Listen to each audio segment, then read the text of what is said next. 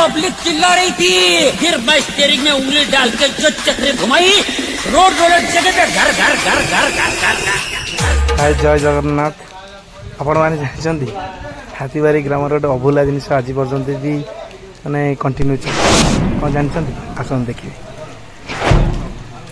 देखु माने आपन एते वर्षा होची एते खरा होची घरे किए कोठी कौन करची ठीक ना किंतु हाथीबारी ग्रामवासी माने तास खेलवाटा ही सुनिश्चित। जदि आपन चाहिए देखिए राति 12 आसी चेक करूँ मोबाइल फ्लाश लाइट भी ऑन करके तास खेल माने तास खेल के प्राधान्य देते हाथीबारी ग्रामवासी मैंने इमेजिन करें आप देखो तास खेल माने एते गुरुत्व दिखते ग्रामवासी माने ये जगह नुह आम हाथीबारी ग्रामर समस्त जगह आपड़ जो टाइम सकाल जदि 6टा आसिक पहुँचे तो तास खेल होगी 11टार आसतु राति 12टार आस राति 1-2टा पर्यंत भी मोबाइल फ्लाश लाइट धरिकी माने तास खेलटा कंटिन्यू चलू माने आप चाहिए ही बंद करें ना जोटी ना जोटी तास खेलटा कंटिन्यू चलू माने एत प्राधान्य दिखती तास खेल को। जदि आपण कौ गाँव में तास खेल को बजाई रखी दयाकोरी निश्चित कमेंट रे जनइबे।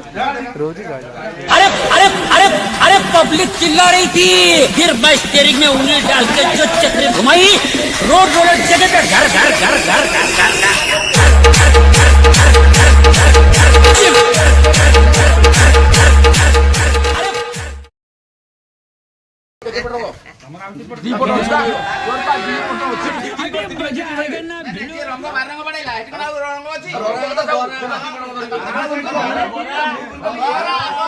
बरा बरा बरा माने बरा को भी प्राधान्य दी जाऊँ देखो तो तास खेल बरा भी किया जाओ। जय जगन्नाथ कंटिन्यू कर चलते।